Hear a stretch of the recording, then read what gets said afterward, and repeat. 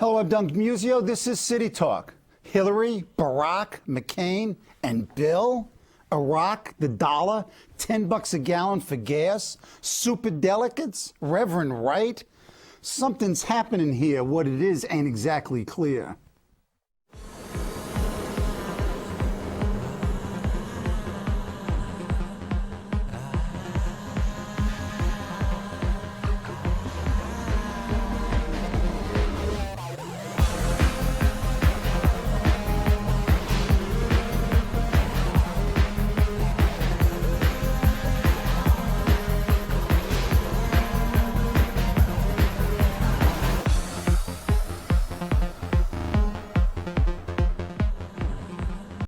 To clarify what's happening here are Ed Rollins and Hank Scheinkauf.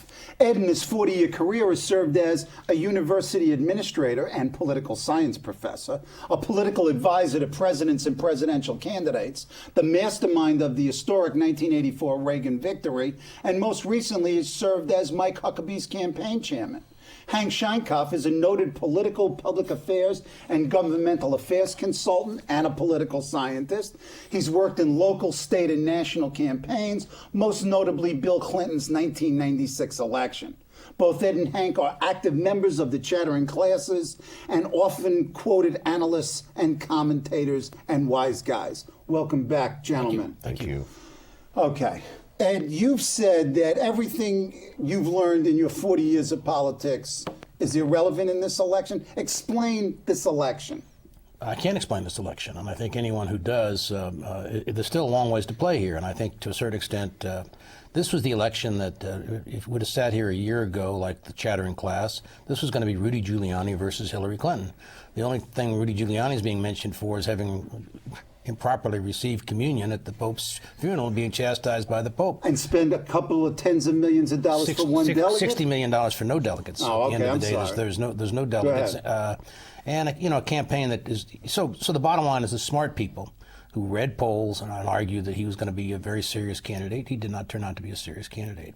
And I think to a certain extent, people who underestimated Barack Obama have been fooled, and I think people who overestimated Hillary Clinton to a certain extent have been fooled. This is an election that's got a long ways to play out, and then not to say on my side, the one guy who could not win, who started off as a front runner, was John McCain, who nobody gave a snowball's chance in heck of being the nominee, who basically wrapped this thing up very early and very effectively. Hank, I mean, what has surprised you, shocked you? Well, on this program, what have you learned? On this program, you may recall, we said, or I said to you, that Rudy Giuliani would not be the nominee under any circumstances. Right. That was in, I guess, way January, back when. Yeah. What I did not see, and what Ed and I didn't see, and a lot of us didn't see, was Barack Obama. We also didn't see the collapse of the Republican Party internally, which meant that you now have a candidate who is really not from the conservative part of the party that's controlled it, nor is he from the old Rockefeller side. He's somewhere and no one knows. Or the establishment. He's not the establishment. He's nothing. Right. The problem is in both parties, what you have is breakdown. And when you have parties breaking down in this way, it's very difficult to predict what segment of the party will produce what, because there are no segments. What you have is two hot air balloons that are being used by candidates as queuing devices for voters, not much else. You've argued that the Reagan coalition that you successfully put together in 1984 with that monumental win has collapsed. Talk about what that coalition was, why it doesn't exist now, and what McCain has to do to put together a McCain coalition. The voters still exist. They're blue-collar Democrats, many of whom Catholic, many of which ethnic, who basically came to the Republican Party because of, started a little bit with Nixon, and then obviously Reagan became a very critical part, and will be a very critical part in this election cycle. What happened, though, is the Republican Party became a very corporate party. It was not basically about working people anymore. And once you went to where you worried more about Wall Street than you did about people who worked in Walmart and other places, those people said, hey, you no longer represent my values. Equally as important, the Republican Party lost its fiscal. It was the fiscally conservative party. Failed miserably once Republicans became chairman of appropriations and authorization committees and what have you on the Hill. So it wasn't just the president who did the damage. It was Republicans across the board who did the damage. So are we still strong national defense? Sure, we still have a hold on that. But as we're bogged down in a war that nobody basically thinks is being very strategically or very smartly fought, that's not even a plus anymore. Political scientists would argue that parties are strong and that look at the Congress. While that may in fact be the case, I think that's more regional, frankly, than it is. I would argue that it's probably more regional than it is based upon parties. Ronald Reagan created the modern Republican Party, smartly so, 1980. Look at what he did. He took two issues. We'll make you strong again he was running during the Iran hostage crisis. Right. We'll make you strong and make you proud as a nation again after Jimmy Carter's moronic behavior in Iran, 1 and 2, or his failure. And 2, we'll bring a new morality to politics. He brings in the evangelical Christians. He announces his candidacy in Philadelphia, Mississippi, which is a way of telling the Southerners, you got a place to go, rightly or wrongly. People can argue what they want. That party remains extant in that way until 2006. Yes, they screw up fiscally, but they do two other things. They run a bad war, whether one likes the war or not. They run a bad war, 1 and 2. They lose their morality because a fellow named Foley misbehaves in the House. So what you got left is this free-floating entity is what I call. Democrats were extremists for 40 years until Bill Clinton came along. Bill Clinton comes along. I was one of the guys that in 96, certainly in 95, worked on rhetoric to bring the values argument in, which we stole from them, took to our own, kept us alive, and then we fell apart. So what you have is two factions of power-hungry pals trying to figure out how to hold on to power, not much else. How does McCain win in November? I mean, let's go back and forth between the primary and the general election.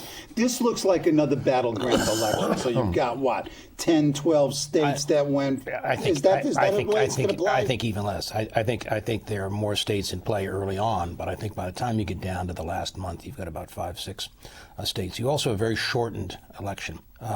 This is a 7-week. By the time Republicans finish their convention, which is the first week in September, it's a real race to the finish line. First of all, John McCain has to understand that there's still a base of this party that's not particularly 100% in his camp. He won a very strange primary process, like a NASCAR, in which the front runners knocked each other out. My candidate, Mike Huckabee, knocked out Romney. Fred Thompson knocked us out on behest of McCain in South Carolina. A whole variety of things happened, but at the end of the day, John McCain was the last man standing. I'm not taking anything away from his campaign, but it was not a legacy campaign. It was not one in which everybody basically said, oh, we're all for him. The day that he won Virginia, is the state he grew up in, the state that he can lay more claim to, almost 50% of the Republicans did not vote for him. Equally as important as last week in Pennsylvania, there's still 25% with no candidate. And Huckabee got 11%, and Paul got 13%. Right. So what does that mean in November? Did those people stay home? I don't know. What it means is that they haven't been paid attention to right now. And while it's admirable to run around Selma, Alabama, and other places like that to try and reach out to voters who are traditionally not Republican, at the same time, those who are Republican are not being paid much attention to. And you need to go during this quiet period and get them, cement them, make them feel like you care about them. Then you can go after any group you want to in the fall. Okay. I think it's less than 5. I think it's less than 10 states, less than 5 states. I think this is the recreation. I want to go back to the most important political figure in this country, absent Clinton. What's a personal favorite of mine? But in real terms, a restructured American politics. That's Ronald Reagan. The coalition that Nixon started, that it was extant, that Reagan was able to build on, that created the 80 win, the 84 win, propelled the Republicans into power. Gingrich was able to come back to, frankly. 4 states, 5 states max. Missouri, Western Pennsylvania, one universe unto itself. Ohio, Michigan, white, male Catholic. And the perfect voter in this race is a white male Catholic, probably over 45, lives in those states. UAW, Teamsters, building trades, related himself, or 2 generations most past, can trace his roots to the inner cities. Going back to Nixon argument of 68, they had to leave the inner cities because of the riots, and only Nixon can clean it up, okay? They need to have values restored that don't have those riots. Bring in Ronald Reagan. They rebuilt their cultural edifices and organizations in those suburbs of those cities.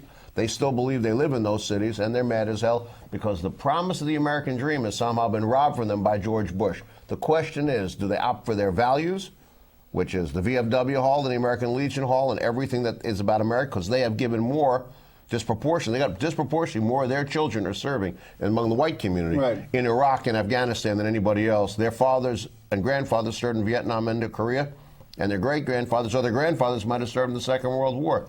Point is, do they opt for their values or do they opt for their stomachs? Now, argument Democrats is that they opt for their stomachs. That's why Democrats win. I'm not so sure right now. Thanks, Reverend Wright. Ed? I don't think it's to find out yet. I think Hank gives a tremendous assessment of where things are, but I think at the end of the day, we don't know how this is going to play out. We didn't know that Reverend Wright was going to be a major factor a month ago. I think what we do know, if Barack Obama is the candidate, he's an untested candidate. He gives great speeches. He excites young people, excites obviously the African American community, and excited a lot of Democrats early on who thought he could win. Democrats desperately want to win. And either way, they tear the fabric of this party apart. If Hillary becomes the nominee, there's an awful lot of those people who supported Barack who feel it was stolen from them. If he becomes the nominee, there's going to be a lot of people who are going to be very cautious about how much they wrap themselves around him, because obviously something like this can break out again in the fall. Okay, you are brought on to advise Obama. Mm-hmm.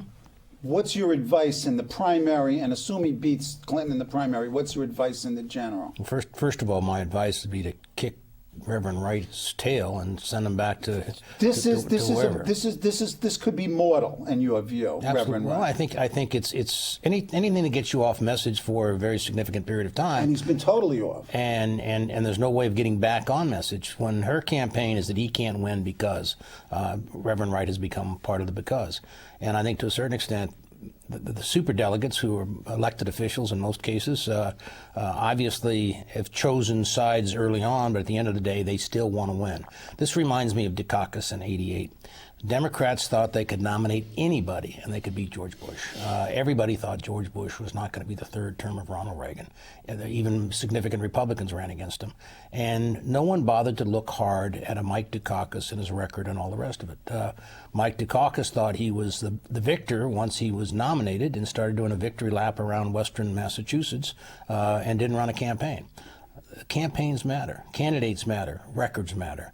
Barack Obama has no record other than the fact he's the most liberal member of Congress by any rating system, and now the other things are starting to be placed around him. But that sounds like a critique. I just paid you to advise him positively. How does he win? My advice is about strength. My advice is that he has to show he's a tough candidate, that he relates to ordinary people. You don't go to a bowling alley and bowl 37 in Philadelphia. If you can't bowl, you don't bowl. At the end of the day, you go show those people that I'm tough enough to be the commander-in-chief. We are in a war. Whether people want to be in a war or not, we're in a war. And he has an obligation to men and women in our service to lead them if he's the nominee, and he has to show that he can. Equally as important, we're in an economic recession that may be as serious as anyone we've seen since the Great Depression by the time we're finished here. He has to basically have people around him who he can convince the country, I got a plan to make it better. So far, he's not done any of that, and so my advice would be to show strength, to get stronger, to be tougher, and not just be more articulate. How do you beat Obama and Clinton, and how do you beat McCain? Let's take one problem at a time. Go Okay. ahead. The good news is that the YouTube spot that will work the best if Obama's the nominee and will balance each other is how many times do you want to see repeated George Bush hugging and being hugged by John McCain, and secondarily Reverend Wright and Barack Obama in the same piece of footage. So these are the two dance partners that we're going to be looking at? It's more complicated than that. The issue, and Ed and I have said this together on other venues, and we said this a year ago, I believe, that the issue in this campaign would not be the war but the economy. Argument the Democrats have is, of course, if the economy, we win. But the data doesn't prove that at all. The data says something else. And the idea that's what's wrong with Kansas argument is elitist trash and nonsense. It's not true. Political scientists have been very clear and disproved the whole argument.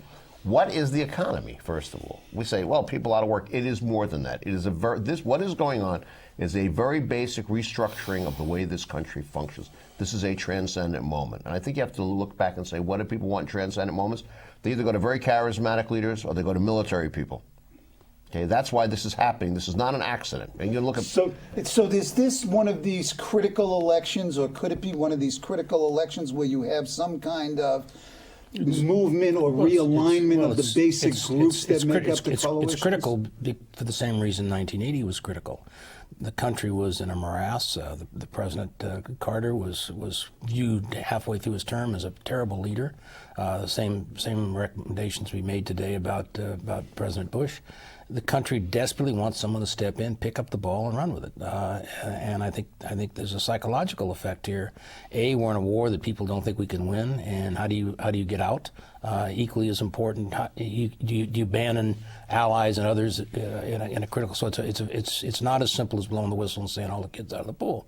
Equally as important, when 2 million Americans lose their houses for whatever reason, there's another 2 million or 3 million out there who worry about losing their houses, and you have to reassure them that basically we know what we're doing. We're not just going to get more bonuses for Wall Street.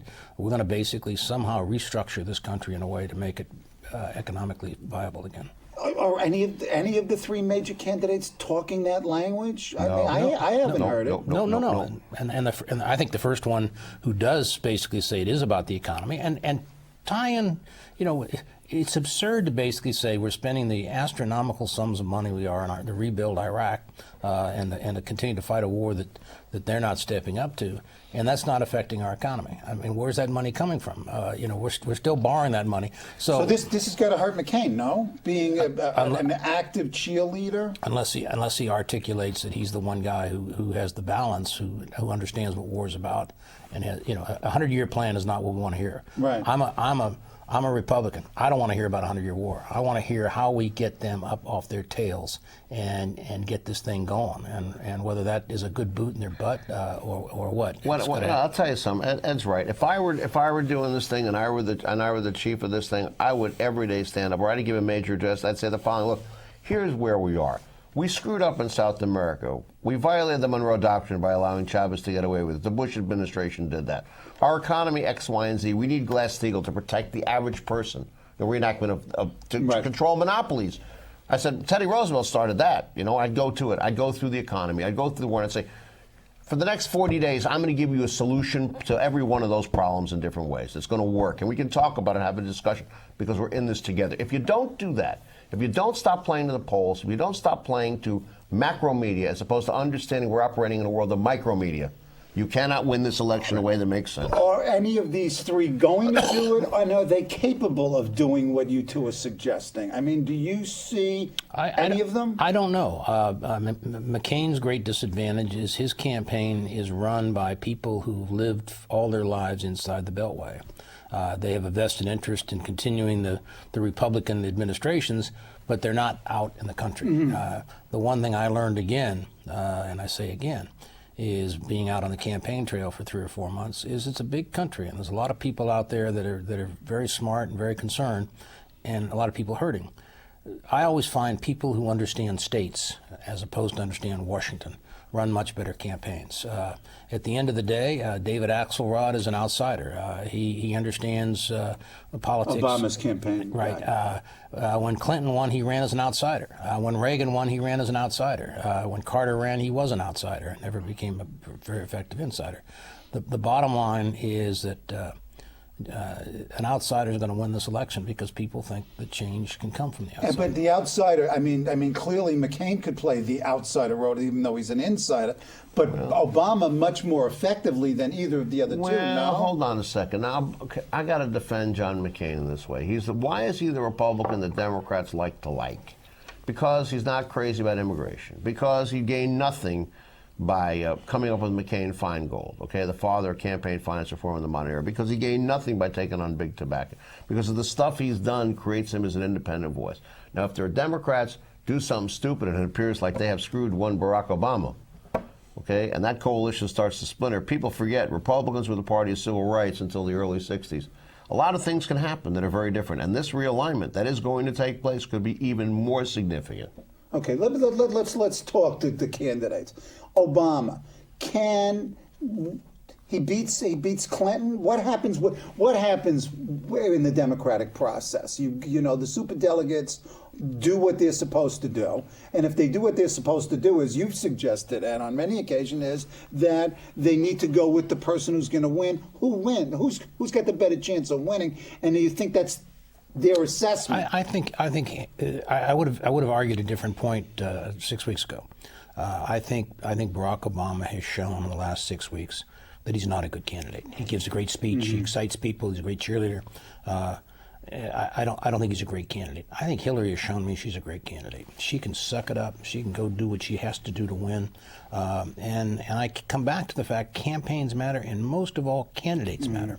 So I think she is a much stronger candidate I don't think McCain's a great candidate. I think John's a great legislator, and I think he is. I think he has great strength as a leader.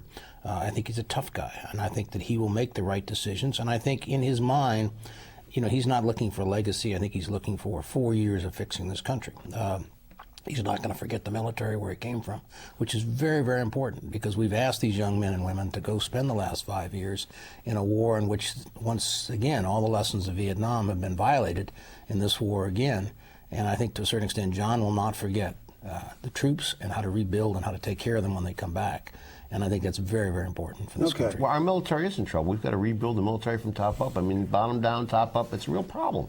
But look, Go back to, Obama, Hillary, stronger candidate. Listen, I am a Hillary fan for a couple of reasons. Obama fell apart the minute he started getting criticized. He won't appear on the stage with her. She made some tough decisions in that campaign, regrouped, and is running like hell. And anybody who denies that she's the toughest person among these three is just not telling the truth.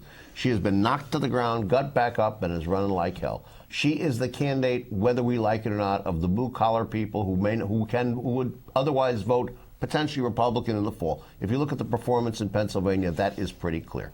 It's pretty clear. They ain't voting for Barack Obama, and every time Reverend Wright shows up, it's another day that white blue-collar people say, thank you very much, have a nice day. Okay? So you both agree that Hillary would make a better candidate vis-a-vis McCain. Just one thing. Republicans, you said 6 weeks ago the story might have been different. The whole tenor of the Republican dialogue out there has changed. There seemed to have been that there was real apprehension about Obama, let's say 6 weeks ago, and now that concern has sort of turned to glee. Let me just say this. Republicans ought to have concern about any candidate against them. Right. Go ahead. We're in a war, we're in a recession, right, with the most unpopular president in history leading our party still for the remainder of this term. So it's not like John McCain's going to go out and change the whole dynamics. Mm-hmm. So we better be prepared to run against anybody. And I think we're sort of in the Rudy Giuliani mindset because we're dead even in the polls. I hear people saying this, McCain's doing great.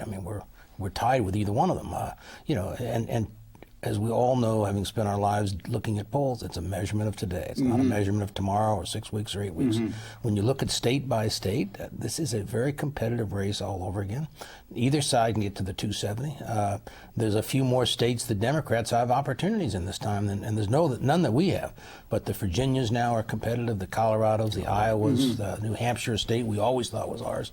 Not a lot of electoral votes, but may not take a lot of electoral votes to swing this thing around. So the Democrats can again pull defeat from the jaws of victory? And equally as important, some of these states are going to be driven by the Senate races and the gubernatorial races. Yeah, that's And so you take Virginia. There's no question that Mark Warner is going to win that Senate race, spend an enormous sum of money. There's a whole dynamic change of new population that's gone in since the 2000. 600,000-700,000 new people have moved to Virginia.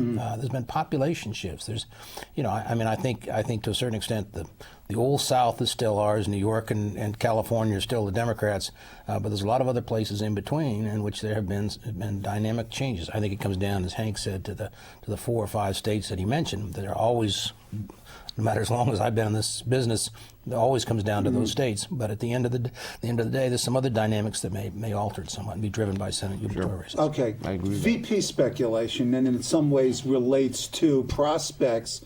Who would, if you were looking at the field of prospective Republican VPs? Let me step out of my Huckabee chair, man. Just be a strategist. Go ahead. Mike Huckabee, to me, is the obvious candidate for 2 reasons, and I have great affection for him. So I want to preface that. I was his chairman. But when you look at the dynamics, where is John McCain weak? He's weak among the evangelicals. He's weak. He needs someone who's articulate, who's not mean and strident, someone who basically can compete with whoever is that VP candidate and not do them in. I think as a Southerner, as a governor, as an outsider who understands the major issues that governors have to face, I think he'd be a great choice. Is there anyone else? Sure, there's a couple of others, but I don't think it's the Romneys. I don't think it's. To me, as Southerner, someone from that evangelical base is very important because I don't think John McCain is ever going to be totally totally comfortable in that community, and until someone is comfortable with that community, they're not going to communicate effectively with that community. To Democrats? Hillary Clinton, I would say that Edmund Bai ought to be the odds-on favorite. Again, it is those 4 states. Yeah, he's from Indiana, but you know what? He's enough Midwest to make that work. He's steady, he's straight, and he's respected in the chamber. And he's a conservative Democrat. With respect to Barack Obama, I would find a military guy who is white, without question. Somebody wouldn't matter, but not from California, not from New York, preferably from the South or from the heartland. Why? I want somebody that I can say, look, this guy's got the experience. I can turn to him. I can make this work. I can get us out of this Names? war. Hard to come by. Going back to the Republicans, if Chris, the governor, Charlie Crist, the governor of Florida, was available, I'd take him as a vice presidential nominee if there were no problems with him tomorrow morning. Why? Lock up Florida, make the battle among ethnic Catholics in the Midwest, and have a good time. God, you guys. We don't know anything, though. You know, at the end of all of this, and after all this reading and this months and months, I began one of our earliest shows with William Goldman's Nobody Knows Nothing. There's so much that we don't know. What I enjoy, and I'm sure you do too, is we go to dinner parties, all of us living here in New York. The people who know less than anybody basically want to sit there and argue with you. Right. And when you basically, the first question is, who's going to win? I said, if I knew, I was going to Right. win, if I knew I was going to win, I'd be in Vegas. Come on, I'd be in Vegas, and I'd be a rich absolutely. person. So, what's the one thing that you would say to somebody, watch out for this? Is there a watch out for this? Oh, there's all kinds of watch out for this, especially with these 3 candidates. John McCain falling off a stage as Bob Dole did. That will make the age issue make a big issue for him. I think his health and the perception that he has the energy and strength to go a full 4 years or beyond is going to be a critical issue. Or his temper. He has to be very careful about his temper. Hank? I think that anything can happen at any moment, at any time. Ask Senator Clinton about Bosnia, which probably robbed her of 5 to 10 points above what she should have gotten, below what she should have gotten in Pennsylvania, because the number should have been wider. Reverend Wright. I mean, something's going to happen. Look, Elliot Spitzer was on his way to the White House, right? I mean, you go on and on. I mean, this year, anything can happen. Right, and as we're talking, some event could have taken place that just totally changed the dynamic of the race. The bottom line here is that the information is 24-hour-a-day information. The news cycle, and we're guys that have done well by it, okay? Honest, all well said, is 24 hours. Everything changes because the news changes, because it has to be fed constantly. This is the last time we're going to see the power of the print press and the way we've seen it in these primaries and in this general election. It's going to change dramatically going into the next cycle. This may be the last time that coalition in the Midwest is the one that decides the outcome of the election for the first time in 50 years almost. So we began with one 60s song, and I'll close with another refrain from another 60s song. The times they are a-changing. Times they are changing. Thank you. Thank you. Well said. Excellent. Great.